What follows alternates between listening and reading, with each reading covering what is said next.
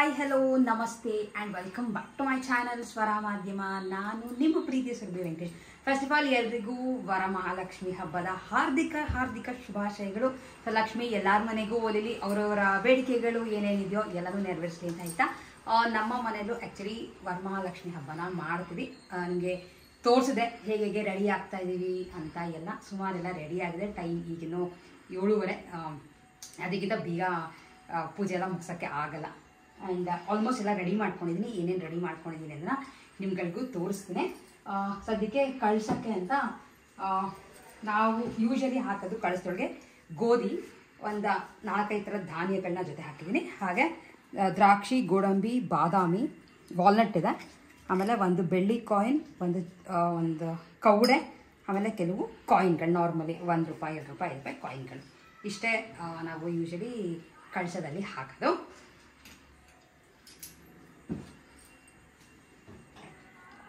ಅದ್ರ ಜೊತೆ ನಿಮ್ಗಳಿಗೆ ತೋರಿಸಿದೆ ನಾವು ರೆಡಿ ಮಾಡಿರೋವಂಥ ಲಕ್ಷ್ಮಿ ಮುಖವಾಡ ಈ ಥರ ಕಾಣಿಸ್ತಾ ಇದೆ. ಕಾಯಿಗೆ ಇಟ್ಟಿದ್ದೀನಿ. ಈ ಥರ ಕಾಯಿಗೆ ಜಸ್ಟ್ ದಾರ ಹಾಕ್ಬಿಟ್ಟು ಕಟ್ಟಿರೋದಷ್ಟೇ. ಮಿಕ್ಕಿದ್ದು ಸರ, ತಾಳಿ ಎಲ್ಲ ಕೊಡಕ್ಕೆ ಹಾಕಿ ಸೀರೆ ಮೇಲೆ ಬರೋ ಥರ ಕ್ಲೀನಾಗಿ ರೆಡಿ ಮಾಡಿಟ್ಟಿದ್ದೀನಿ. ಇನ್ನು ಇದು ಒಳಗಡೆ ಧಾನ್ಯಗಳನ್ನ ಹಾಕ್ಬಿಟ್ಟು ಇದನ್ನು ಕೂಡಿಸಿದ್ರೆ ಆಲ್ಮೋಸ್ಟ್ ಕಳಶ ರೆಡಿ ಆಗುತ್ತೆ.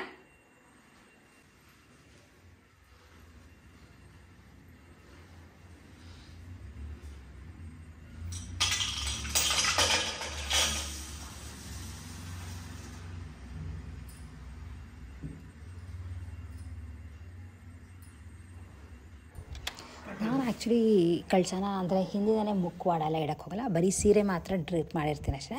ಬೆಳಗ್ಗೆ ಎದ್ದು ಕಳಶಕ್ಕೆ ಏನೇನು ಹಾಕಬೇಕು ಎಲ್ಲನೂ ಇಟ್ಟು ಆಮೇಲೆ ಅದಕ್ಕೆ ಮುಖವಾಡ ಇಟ್ಟಿರ್ತೀನಿ. ಅದಾದಮೇಲೆ ಹೂವಿನ ಅಲಂಕಾರ ಮಾಡೋದು.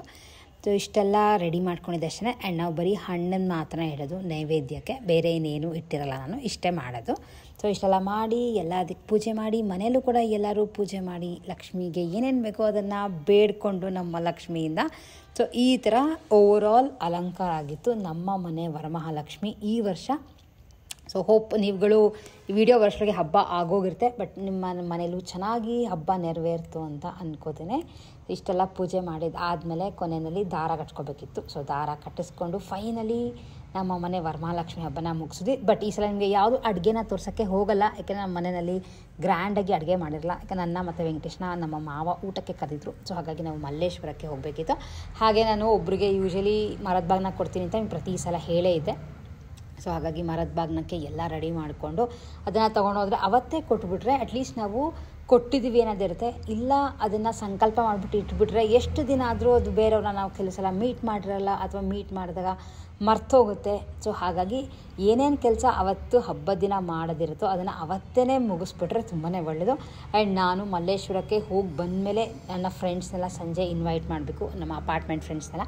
ಸೊ ಬೇರೆ ಕಸಿನ್ಸ್ನೆಲ್ಲ ಯಾರನ್ನೂ ಕರೆಯೋಕ್ಕಾಗಲ್ಲ, ಯಾಕೆಂದರೆ ದೂರ ಇರ್ತಾರೆ. ಆ್ಯಂಡ್ ಅವ್ರವ್ರ ಮನೇಲಿ ಅವ್ರವ್ರು ಹಬ್ಬ ಮಾಡ್ತಿರ್ತಾರೆ. ಸೊ ಬಂದು ಎಲ್ಲನೂ ರೆಡಿ ಮಾಡ್ಕೋಬೇಕು. ಹಾಗೆ ನೀವುಗಳು ನಿಮ್ಮ ಮನೇಲಿ ಹೇಗೆ ಹಬ್ಬ ಮಾಡಿದ್ರಿ ಅಂತ ಕಾಮೆಂಟ್ ಮಾಡಿ ತಿಳಿಸೋದನ್ನು ಮಿಸ್ ಮಾಡಿಬಿಡಿ. ಆಮೇಲೆ ನಮ್ಮ ಮನೆ ಲಕ್ಷ್ಮಿ ಹೇಗೆ ಕಾಣಿಸ್ತಿದೆ ಅನ್ನೋದನ್ನು ಕೂಡ ಹೇಳಿ. ಒಂದೊಂದು ವರ್ಷ ಒಂದೊಂದು ಥರ ಅಲಂಕಾರ ಮಾಡಿದ್ರೆ ತುಂಬಾ ಚೆನ್ನಾಗಿರುತ್ತೆ. ಆ್ಯಂಡ್ ಹಬ್ಬ ಒಂಥರ ಏನೋ ಒಂದು ಖುಷಿ ಕೊಡುತ್ತೆ ನಮಗೆ ಹಬ್ಬ ಆಚರಿಸೋದು ಅಂತ ಅನ್ಕೋತೀನಿ. ಜಸ್ಟ್ ಒಂದು ಫೋಟೋ ಹಾಕಿದ್ದೆ ಅಷ್ಟೇ. ಈ ಸೀರೆ ಉಟ್ಕೊಂಡಿದ್ದು ಸೀರೆ ಚೆನ್ನಾಗಿದೆ. ಸ್ವಲ್ಪ ರೇಷ್ಮೆ ಸೀರೆ ಅಲ್ಲ, ಒಂದೇ ಒಂದ್ಸಲ ಉಟ್ಟಿರೋದು. ಹಾಗೊಂಚೂರು ಹರಡುತ್ತೆ. ಕ್ಲೀನಾಗಿ ಉಟ್ಕೊಂಡ್ರೆ ಸಕ್ಕತ್ತಾಗಿ ಬಿಡುತ್ತೆ. ಮದುವೆಗೆ ಅಂತ ತೊಗೊಂಡಿದ್ದೆ, ಹಾಗಾಗಿ ಸ್ವಲ್ಪ ಗ್ರ್ಯಾಂಡ್ ವರ್ಕ್ ಮಾಡಿಸಿದ್ದೀನಿ. ಇನ್ನು ಆಮೇಲೆ ಕೇಳ್ತೀರಾ ಅಂತ ಡೀಟೇಲಾಗಿ ಹೇಳ್ತಾ ಇದ್ದೀನಿ. ಈ ಥರ ಈಗ ಹುಡಿ ತುಂಬಿಟ್ಟು ಆ್ಯಕ್ಚುಲಿ ಈ ಸೀರೆ ಪ್ರಾಬ್ಲಮ್ ಏನಾಗಿದೆ ಅಂದರೆ, ಈ ಸೀರೆನ ಮದುವೆಗೆ ಅಂತ ಪಾರ್ಲರ್ ಅವ್ರ ಕೈಲಿ ಇದನ್ನು ಡ್ರೇಪ್ ಮಾಡಿಸ್ಕೊಂಡಿದ್ದೆ.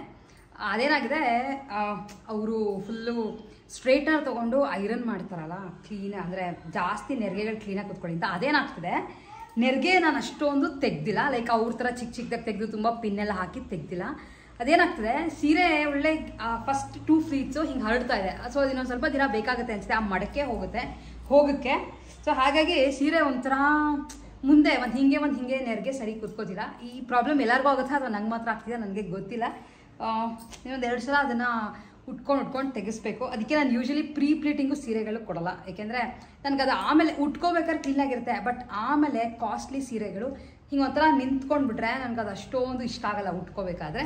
ಬಟ್ ನನ್ನ ಸಲ ಉಟ್ಕೊಂಡ್ರೆ ಸರಿ ಹೋಗುತ್ತೆ ಅಂತ ಅನ್ಕೋತೀನಿ. ನಿಮಗೆ ಹೇಗೆ ಅನಿಸ್ತು ಈ ಕಲರ್ ಇಷ್ಟ ಆಯಿತಾ, ಸೀರೆ ಚೆನ್ನಾಗಿದೆಯಾ ಅಂತ ನನಗೆ ಕಾಮೆಂಟ್ ಮಾಡಿ ತಿಳಿಸೋದನ್ನ ಮಿಸ್ ಮಾಡಿಬಿಡಿ. ಹಾಗೆ ನಮ್ಮ ಮನೆ ಲಕ್ಷ್ಮಿ ಹೇಗೆ ಕಾಣ್ತಿದ್ದಾಳೆ ಅಂತಲೂ ಹೇಳಿ. ತುಂಬ ಏನು ತುಂಬ ಗ್ರ್ಯಾಂಡ್ ಅಲಂಕಾರ ಅಲ್ಲ, ಸಿಂಪಲ್ಲಾಗಿ ಅಲಂಕಾರ. ಆಮೇಲೆ ಅದಕ್ಕೆ ಹಾಕಿರೋ ಒಡವೆಗಳು ಅಷ್ಟೇ ನನ್ನ ಹತ್ರ ಏನು ಇದೆಯೋ, ಅಂದರೆ ತುಂಬ ಹೆವಿ ಇದೆಲ್ಲ ಹಾಕಿಲ್ಲ. ಸಿಂಪಲ್ಲಾಗಿರೋದು ಮಾತ್ರ 1-2-3 ಥರದ್ದು ಗೋಲ್ಡ್ ಹಾಕಿದ್ದೀನಿ ಅಷ್ಟೇ. ನನಗೆ ತುಂಬ ಒಂಥರ ಓವರಾಗಿ ಹೆವಿದು ಹಾಕೋಕ್ಕೆ ಅಷ್ಟೊಂದು ಇಷ್ಟ ಆಗಲ್ಲ. ಯಾಕೆಂದರೆ ಲಕ್ಷ್ಮಿ ನಮಗೆ ಕೊಟ್ಟಿರ್ಬೇಕಾದ್ರೆ ನಾವು ಲಕ್ಷ್ಮಿಗೆ ಹಾಕೋದ್ರಲ್ಲಿ ಏನೂ ತಪ್ಪಿಲ್ಲಲ್ವ. ಸೊ ಅದಕ್ಕೆ ನಾನು ಆರ್ಟಿಫಿಷಿಯಲ್ ಎಲ್ಲ ಅಷ್ಟೊಂದು ಹಾಕೋಕ್ಕೆ ಹೋಗಲ್ಲ. ಲಕ್ಷ್ಮಿಗೆ ಏನು ಚಿನ್ನದ ನಮ್ಮ ಹತ್ರ ಇರುತ್ತೋ ಅದನ್ನು ಮಾತ್ರ ಹಾಕಿ ಅಲಂಕಾರನ ಮಾಡಿದ್ದೀನಿ. ಸೊ ರೆಡಿಯಾಗಿ ಬೇರೆ ಸೀರೆ ಉಟ್ಕೊಂಡು ಈಗ ನಿಮ್ಗೆ ಹೇಳ್ದಂಗೆ ಊಟಕ್ಕೆ ಕರೆದಿದ್ರನಲ್ಲ, ಈಗ ಹೊರಡ್ತಾ ಇದ್ದೀನಿ ಮಲ್ಲೇಶ್ವರಕ್ಕೆ. ಆ್ಯಂಡ್ ಹೆಂಗಿದ್ರು ಅಲ್ಲೇ ಹೋಗ್ತೀನಲ್ಲ, ಅಲ್ಲೂ ಕೊಟ್ಬಿಟ್ಟು ಕುಂಕುಮ ಕೊಟ್ಬಿಟ್ಟು ಇದೆ ನಿಮಗೆ ತೋರಿಸಿದೆ. ಡೀಟೇಲಾಗಿ ತೋರಿಸ್ತೀನಿ ಏನೇನು ಹಾಕಿದ್ದೀನಿ ಅಂತ. ಈ ಥರದನ್ನ ರೆಡಿ ಮಾಡಿಕೊಂಡು ಹೋಗ್ತಾ ಇದ್ದೀನಿ. ಅಲ್ಲಿ ಇಬ್ಬರು ಇರ್ತಾರೆ, ಸೊ ಕೊಡೋಣ ಅಂತ ರೆಡಿ ಮಾಡ್ಕೊಂಡಿದ್ದೀನಿ. ಅದ್ರ ಜೊತೆ ಅಲ್ಲಿ ಹೋಗಿ ಅಕಸ್ಮಾತ್ ಏನಾರು ಆಚೆ ಹೋದರೆ ಹಬ್ಬದ ಟೈಮಲ್ಲಿ ಮಲ್ಲೇಶ್ವರ ಹೇಗಿರುತ್ತೆ ಅನ್ನೋದನ್ನು ಲೈಕ್ ನಾನು ಹೋದರೆ ಆಚೆ ಇಟ್ಕೊಳ್ತಾ ನಿಮ್ಮದು ಒಂದು ರೌಂಡ್ ಡೆಫಿನೆಟ್ಲಿ ಕರ್ಕೊಂಡು ಹೋಗ್ತೀನಿ. ಸೊ ಹೊರಡ್ತಾ ಇದ್ದೀನಿ. ಆ್ಯಂಡ್ ಇದು ಇಟ್ಕೊಂಡಿರೋದು ಒಂದು ಹ್ಯಾಂಡ್ಲೂಮ್ ಸಿಲ್ಕ್ ಕಾಟನ್ ಸಾರಿ. ಇದು ಲೈಕ್ ಪಾರ್ಟ್ಲಿ ಸ್ಟೈಲಲ್ಲಿ ಬರುತ್ತೆ. ಯಾವ ಥರ ಬರುತ್ತೆ ಅನ್ನೋದನ್ನು ಒಂದು ಸಲ ತೋರಿಸ್ತೀನಿ ನೋಡಿ. ನೆರಿಗೆ ಮಾತ್ರ ಚೆಕ್ಸ್ ಬರುತ್ತೆ, ಆಮೇಲೆ ಪಲ್ಲು ಚೆಕ್ಸ್, ಬ್ಲೌಸು ಚೆಕ್ಸ್ ಬರುತ್ತೆ. ಮಿಕ್ಕಿದ ಬಾಡಿ ಫುಲ್ಲು ಆರೆಂಜಲ್ಲಿ ಬರುತ್ತೆ. ನಾನು ಆರೆಂಜಲ್ಲಿ ನನ್ನ ಹತ್ರ ಸೀರೆಗಳಿರೋದು ತುಂಬ ಕಮ್ಮಿ. ಸೊ ಹಾಗಾಗಿ ಇದನ್ನು ಆರೆಂಜಲ್ಲಿ ತೊಗೊಂಡಿದ್ದೆ. ಹಾಗೆ ಸುಮಾರು ವರ್ಷದ ಹಿಂದೆ ತುಮಕೂರಲ್ಲಿ ತೊಗೊಂಡಿದ್ದು ಸೀರೆ. ಈ ಥರ ಬ್ಲೌಸ್ ಸಿಂಪಲಾಗಿ ಹೊಲಿಸಿದ್ದೀನಿ ಅಷ್ಟೇ. ತುಂಬ ದಿನ ಆಗೋಗಿತ್ತು ಅಂತ ಇದನ್ನು ಇಟ್ಕೊಂಡೆ. ಹಾಗೆ ಪುಟ್ಟ ಪಾಟ್ಗಳಲ್ಲಿ ತುಳಸಿ ಗಿಡ ಹಾಕಿದ್ದೀನಿ, ತೊಗೊಂಡು ಹೋಗ್ಬೋದು ಅಂತ. ನಿಮ್ಗಳಿಗೆ ಪ್ರತಿ ಸಲ ಹೇಳ್ತಾನೆ ಇರ್ತೀನಲ್ಲ, ಹಾಗಾಗಿ ಇವಾಗೆಲ್ಲ ಯಾರಿಗೆ ನಾನು ಕುಂಕುಮ ಕೊಡ್ತೀನೋ ಅವ್ರೆಲ್ಲರಿಗೂ ಒಂದೊಂದು ತುಳಸಿ ಗಿಡನೂ ಕೊಡ್ತೀನಿ. ಸೊ ದ್ಯಾಟ್ ಅವ್ರುಗಳು ಇಟ್ಕೊಳ್ಳಿ ಅಂತ. ಆ್ಯಂಡ್ ನಾವು ಮಲ್ಲೇಶ್ವರಕ್ಕೆ ಹೊರಟ್ವಿ. ಮಲ್ಲೇಶ್ವರದಲ್ಲಿ ಊಟ ಮುಗಿಸ್ಕೊಂಡು 1 ರೌಂಡ್ 8 ಕ್ರಾಸ್ಗೆ ಅಂತ ಹೋದರೆ ರೋಡ್ ಫುಲ್ ಖಾಲಿ ಅನ್ನಿಸ್ತಿತ್ತು. ಸೊ ನನಗದು ಮಲ್ಲೇಶ್ವರಮ್ಮ ಅಲ್ವಾ ಅಂತಲೇ ಅನುಮಾನ ಬಂದುಬಿಡ್ತು. ಆ ಥರ ಆಗಿಬಿಟ್ಟಿತ್ತು. ಬಟ್ ಆದ್ರೂ ಮಲ್ಲೇಶ್ವರಕ್ಕೆ ಹೋದ್ಮೇಲೆ 1 ರೌಂಡ್ ಹೋಗಿದ್ರೆ ಚೆನ್ನಾಗಿರ್ತಾ. ಬಟ್ ಏನೂ ಪರ್ಚೇಸ್ ಮಾಡಲಿಲ್ಲ, ಸುಮ್ಮನೆ 1 ರೌಂಡ್ ಸುತ್ತ ಹಾಕ್ಕೊಂಡು ಬಂದೆ ಅಷ್ಟೇ.